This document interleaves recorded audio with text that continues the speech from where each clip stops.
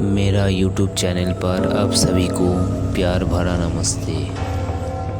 मेरा चैनल का latest video पाने के लिए सबसे पहले आप मेरा चैनल को सब्सक्राइब करके ऑल नोटिफिकेशन टी ऑन कर लीजिए ताकि मेरा लेटेस्ट वीडियो आप तक सबसे पहले ही पहुंच सके।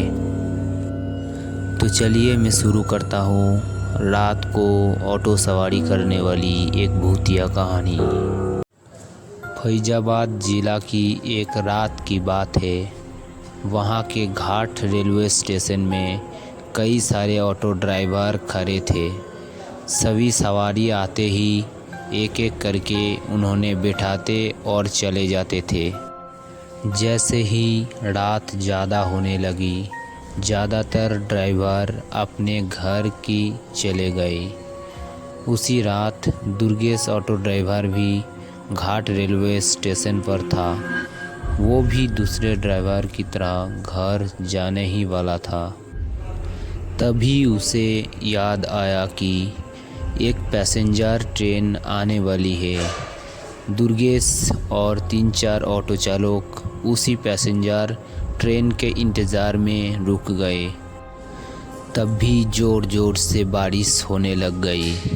रात तो थी ही, लेकिन बादलों की वजह से चांद की रोशनी भी नज़र नहीं आ रही थी। बादल गरजते और बिजली चमकाती तो कुछ उजाला नज़र आता, वरना अमावस्या से भी ज़्यादा काली रात हो गई थी। कुछ ही देर में पैसेंजर ट्रेन आई। दुर्गेश को ट्रेन से एक खूबसूरत सी लड़की उतारते हुए देखी, जिसके कंधों पर एक बैग और हाथ में एक सूटकेस था। वो लड़की सीधे दुर्गेश के पास गई और कहने लगी कि मुझे रामपुर जाना है। दुर्गेश ने कहा कि अभी बहुत रात हो रही है, इसलिए 700 रुपये की किराया लगेगा। अगर आप सुबह जाएगी तो मैं 200 रुपये में छोड़ दूँगा। लड़की ने जवाब दिया, मुझे अभी जाना है, आप ले चलिए, मैं पैसा दे दूँगी। दुर्गेश ने कहा, मैडम आप पहले पैसा दे दीजिए, मैं आपको सही सलामत घर तक छोड़ दूँगा। लड़की बोली, अभी मेरे पास सिर्फ 300 रुपये हैं, आप ये रख लीजिए, घर पहुंचते ही आपको बचे हुए 400 रुपया दे दूंगी।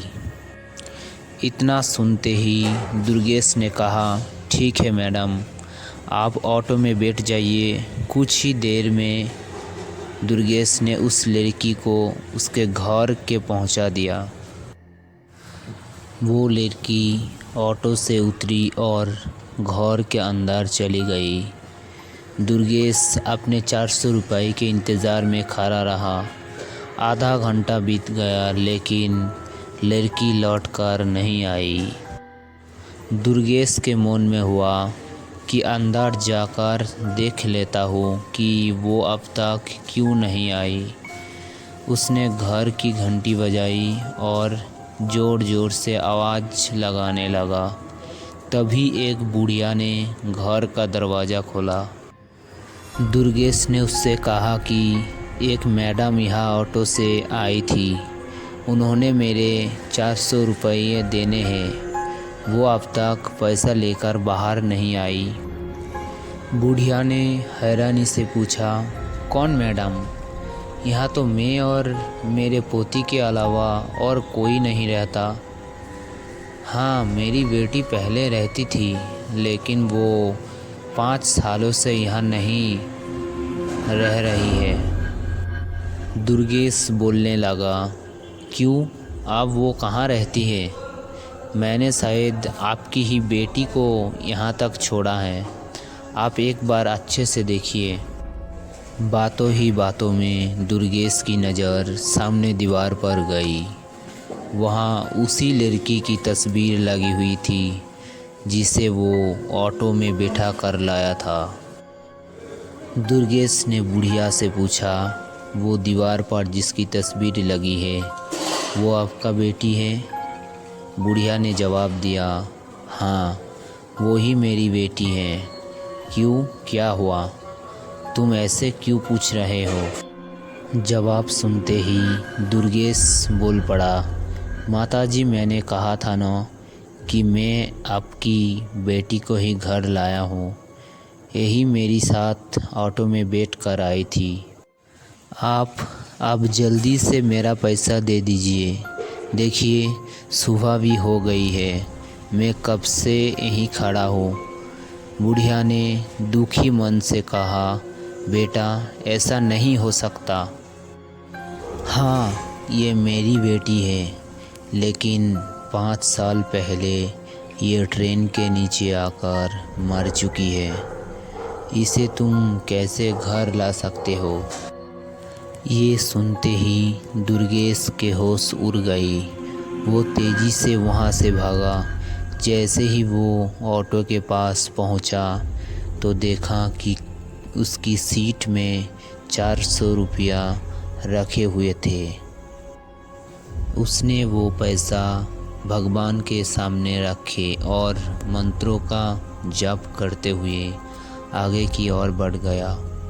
उसके मन में हुआ कि आज तो सवारी बिठाने और पैसेंजर ट्रेन के लालच में मेरी जान जाते जाते बची है। उस दिन से दुर्गेश ने रात को ऑटो चलाना ही बंद कर दिया। वो सिर्फ दिन के समय सवारी लाता वो ले जाता और रात को घर में आराम से सोता है। कहानी से सीखे, दिन में काम करने के साथ ही रात को आराम करना भी उतना ही ज़रूरी होता है, नहीं तो ज़्यादा लालच भारी पड़ सकता है।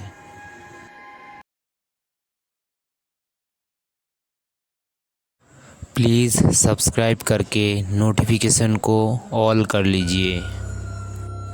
तो चलिए सुनाता हूँ आपको सुंदर सा दुर्गेश ऑटो ड्राइवर की भूतिया कहानी।